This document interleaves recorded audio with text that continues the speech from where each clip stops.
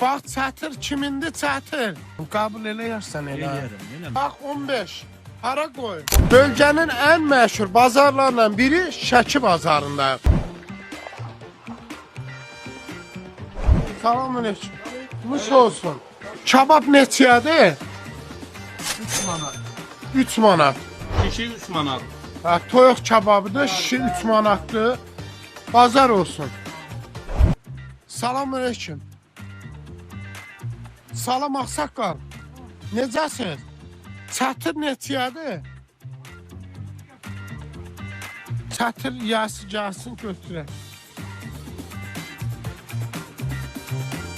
Biz istanacağıq deyəsən. Bax çatır kimindir çatır? Sahibi yoxdur burada.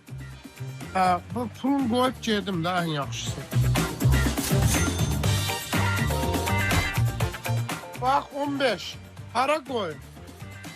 Qoyuram bax sandığın içinə.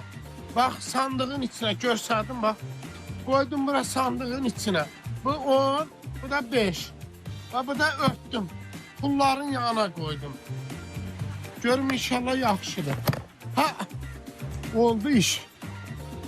İndi gedək çaymaya.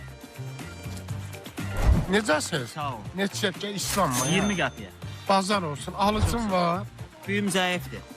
Mən elə bir ki pulum verəcəm amma istəməyəcəm, gedəcəm. Qəbul eləyərsən elə. Eləyərəm. Deyirsən zəifdir ona görə. 20 qəpiyədir bir dənə. Yox, onu kimisi az olsa verərsən.